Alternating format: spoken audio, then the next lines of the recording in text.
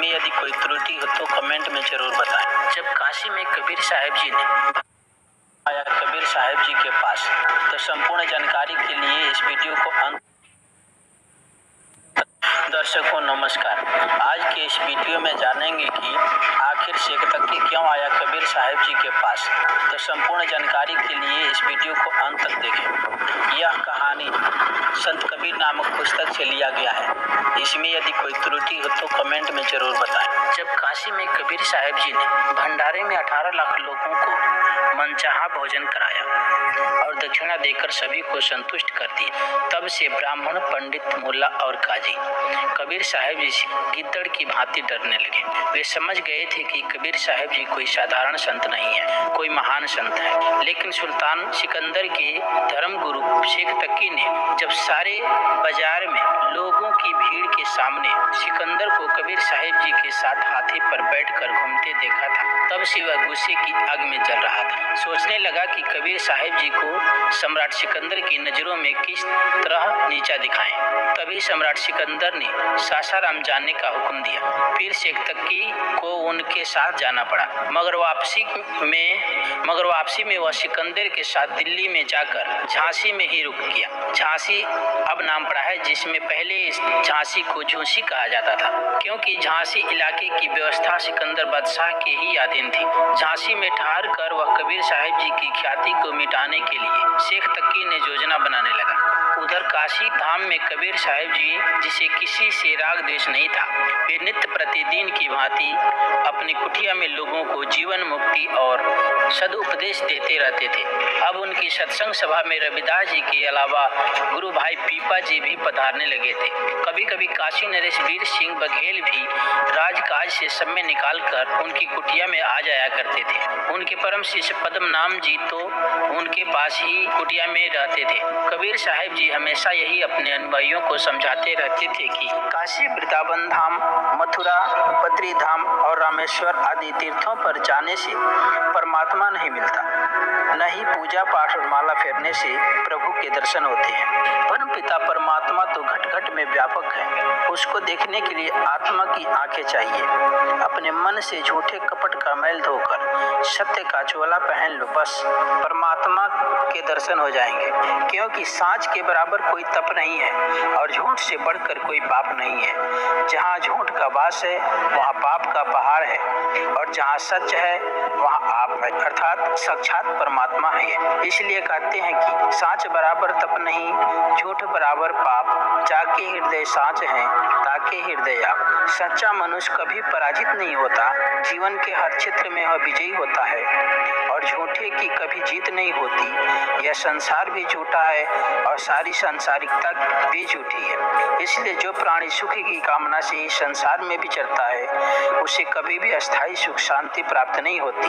सच्चा सुख शांति चाहिए तो अपने गुरु की शरण में जाइए। सिर्फ गुरु का ज्ञान ही है जो पूर्ण सुख देता है। या दुनिया दो रोज की मत कर यासे हेत, गुरु चरणन चितलाइए जो पूर्ण सुख दे। इस प्रकार सतगुरु कबीर साहब राजा प्रजा सभी को अपने अमृत वाणी से ज्ञानोपदेश देकर उनके जीवन के मार्ग को प्रशस्त करते थे।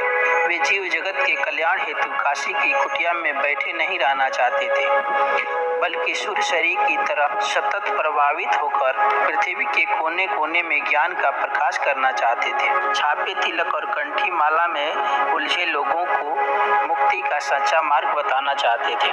उनके गुरु स्वामी रामानंद जी का वे ही आदेश था। इसलिए सत्संग के बाद वे अक्सर एकांत में चिंतन के लिए चले जाया करते थे और जन कल्याण हेतु अपनी भावी योजना बनाते थे। एक दिन उनकी कुटिया में सम्राट सिकंदर का धार्मिक वीर शेख तकी आ गया। कबीर साहब ने उसका यथोचित सत्कार करके अचानक वहां आने का प्रयोजन पूछा, तो कुटिल मन और दुष्ट बुद्धि वाला शेख तकी अपने दिल में धधक रही बदले की आग को दबाकर विनय पूर्वक बोला कि कबीर साहब जी, आप परमात्मा का साक्षात्कार किए हुए महान संत हैं, इसलिए आपको हमारे साथ दिल्ली चलकर सम्राट सिकंदर को दर्शन दर्शन देना चाहिए। बादशाह के मन में अभी भी बादशाही का घमंड मौजूद है। हम चाहते हैं कि आप अपने ज्ञानोपदेश से उनके दिल में धधक रही घमंड के वृक्ष को सदैव के लिए निर्मूल कर दे।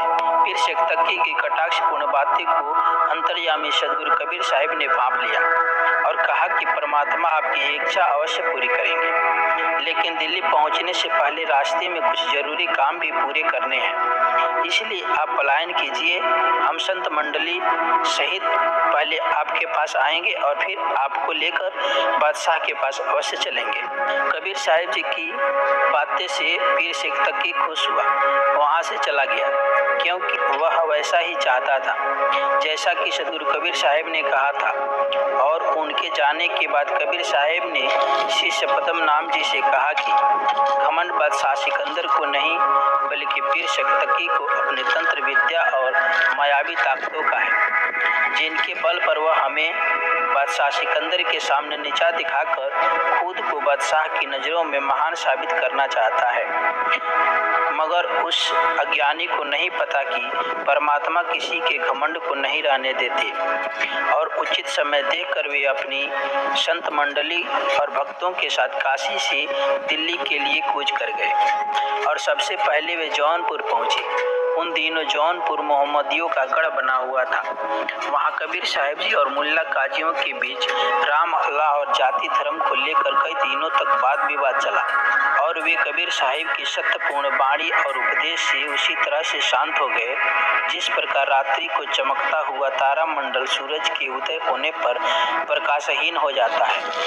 कबीर साहिब जी ने उन सभी को समझाया कि राम और अल्लाह एक ही परमात्मा के अलग अलग नाम हैं। जिस तरह एक सोने के तरह तरह के नाम वाले आभूषण बनते हैं, ठीक उसी प्रकार से भक्तों ने परमात्मा के नाम को अपनी अपनी श्रद्धा के हिसाब से बांट रखा है।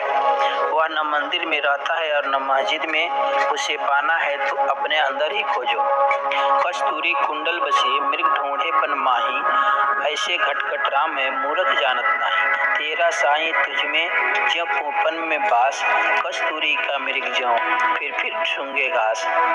इस तरह का ज्ञान की गंगा से सभी के अंतःकरण को निर्मल करके कबीर साहिब जी वहां से चलकर झांसी पहुंच गए और सबसे पहले उस जगह पर गए जिस जगह पर इस्लाम के 21 पीरों का मकबरा कायम था, क्योंकि कबीर साहिब ने उस मकबरे के बारे में लोगों से बहुत कुछ सुन रखा था कि उस मकबरे में माथा टेकने से हर मुराद पूरी होती है, चादर चढ़ाने पर जन्नत का सवाब मिलता है आदि। जब कबीर साहिब अपनी संत मंडली के साथ मकबरे में पहुंचे तो देखा कि सैकड़ों मोहम्मदियों लोग उस मकबरे में माथा टेक रहे हैं और वे चादर चढ़ाकर मन्नत मांग रहे हैं। इस्लाम के मौलवियों द्वारा बनाई गई उस पाखंडपूर्ण रियायत को देखकर कबीर साहिब जी ने उनसे कहा कि मुसलमान और हिंदू दोनों परमात्मा की राह को भूले हुए हैं। एक मूर्ति पूजा को मुक्ति और कल्याण का मार्ग समझता है तो दूसरा मुर्दों की कब्र को सजदा अदा करके जन्नत के सवाब की चाहत रखता है। जब तुम दोनों एक ही अंधविश्वासी मार्ग के मुसाफिर हो तो एक दूसरे की मार्ग की बुराई और विरोध किस बुनियाद पर करते हो? न तो मूर्ति बोलती है और न मुर्दा बोलता है, फिर झगड़ा किस बात का है? तुम दोनों कौमों ने ईश्वर और अल्लाह को नहीं पहचाना है। साथ ही सभी को समझाया कि परमात्मा की प्राप्ति के लिए सुरती शब्द योग को अपनाओ, क्योंकि ज्योति स्वरूप परमात्मा शब्द ब्रह्म के अंदर में ही मिलता है।